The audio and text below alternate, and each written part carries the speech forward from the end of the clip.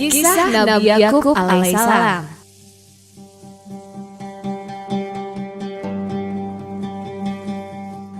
Nabi Yakub alaihissalam adalah satu-satunya nabi yang kakek, ayah, dan anaknya juga diangkat menjadi nabi oleh Allah SWT. Nabi Yakub merupakan cucu dari Nabi Ibrahim alaihissalam, putra dari Nabi Ishak alaihissalam, dan ayah dari Nabi Yusuf alaihissalam. Ia lahir di Kan'an, Palestina. Ayahnya adalah Nabi Ishak alaihissalam. Sedangkan ibunya bukan berasal dari Palestina, melainkan berasal dari Haran, Irak, yaitu Rafkah binti Batuil bin Nahur. Kakek dari Rafkah merupakan saudara dari Nabi Ibrahim alaihissalam.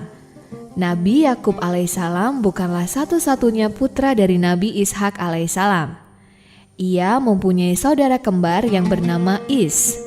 Meski kembar, mereka berdua tidak saling akrab. Bahkan Is selalu memusuhi Nabi Yakub alaihissalam.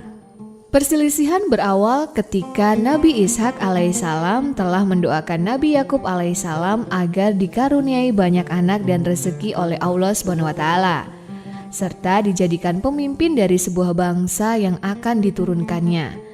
Doa inilah yang membuat saudara kembarnya yaitu Is merasa cemburu dan kemudian memusuhi Nabi Yakub alaihissalam. Menurut Is, ialah yang seharusnya lebih berhak untuk didoakan oleh sang ayah. Saat inilah kesabaran Nabi Yakub alaihissalam diuji oleh Allah SWT. Nabi Yakub terus menghadapi perlakuan buruk dari saudara kembarnya sendiri.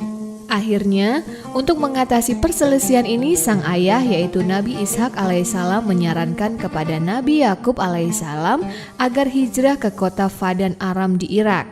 Di sana tinggal saudara laki-laki dari ibu Nabi Yakub alaihissalam. Pamannya ini bernama Laban bin Batuil. Pesan dari Nabi Ishak alaihissalam adalah agar Nabi Yakub menikah dengan salah seorang putri dari pamannya ini. Ikatan pernikahan akan memperkuat ikatan keluarga, sekaligus memperkokoh kedudukan sosial Nabi Yakub, karena pamannya adalah pengusaha peternakan yang sangat disegani dan dihormati. Nabi Yakub memulai perjalanan hijrahnya yang sangat jauh dari Palestina ke Irak. Kesabarannya kembali diuji oleh Allah SWT.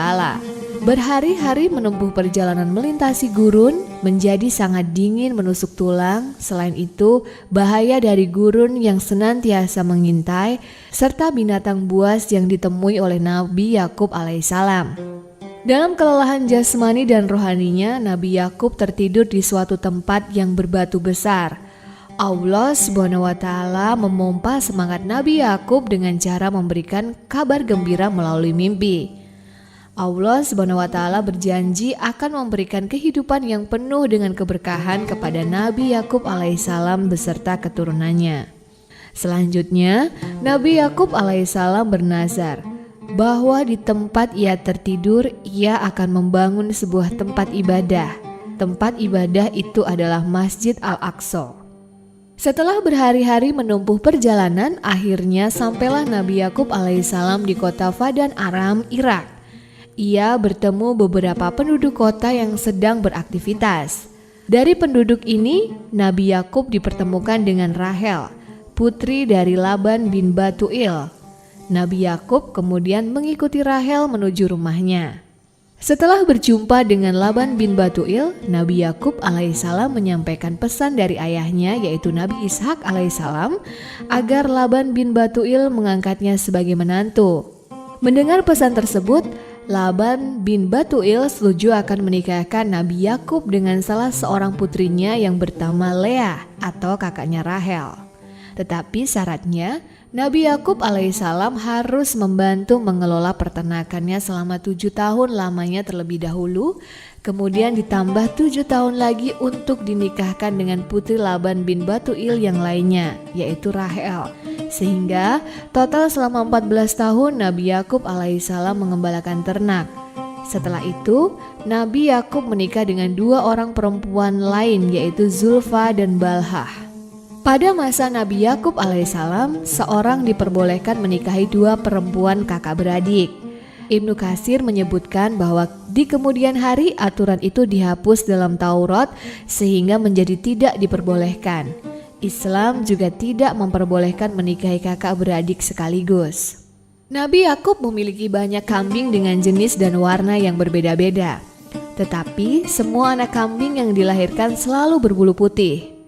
Ini merupakan salah satu mukjizat yang Allah berikan kepada Nabi Yakub.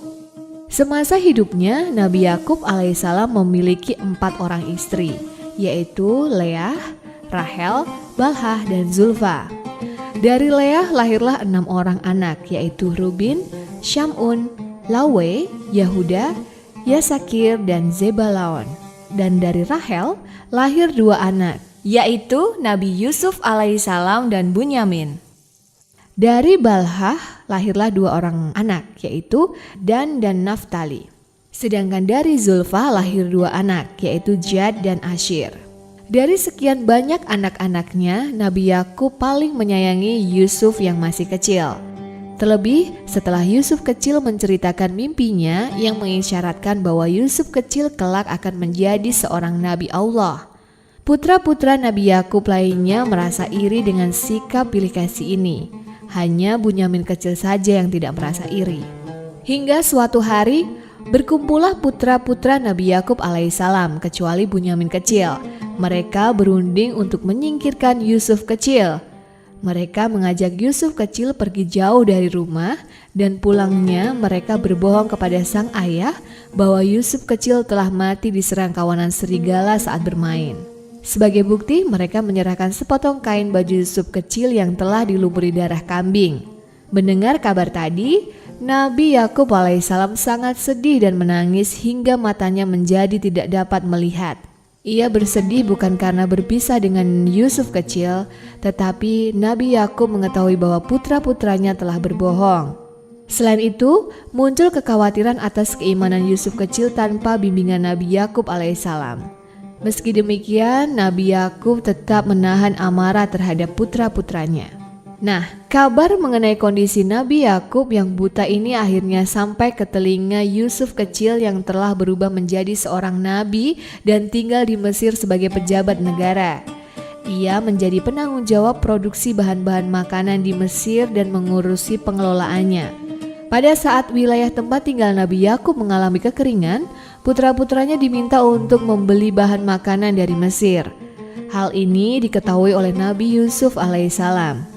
Nabi Yusuf sengaja menemui saudara-saudaranya dan memberikan baju gamis untuk diusapkan di wajah ayahnya.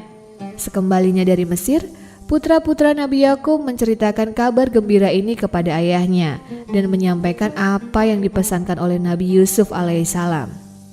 Mendengar kabar dari putra-putra tadi, Nabi Yakub sangat gembira. Ia bersyukur kepada Allah SWT karena Nabi Yusuf ternyata masih hidup dalam kondisi sehat. Ia juga meminta ampunan kepada Allah SWT atas kesalahan yang telah diperbuat di masa lalu dan memohon kesembuhan untuk matanya yang buta. Allah SWT mengabulkan doa Nabi Yakub alaihissalam dan memberikan keajaiban. Setelah baju gamis milik Nabi Yusuf diletakkan di wajah Nabi Yakub, tiba-tiba secara berangsur-angsur mata Nabi Yakub alaihissalam dapat melihat kembali.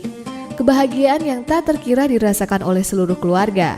Putra-putra Nabi Yakub juga mengakui kesalahan mereka dan meminta maaf atas perbuatan dengki yang telah berbohong kepada orang tua.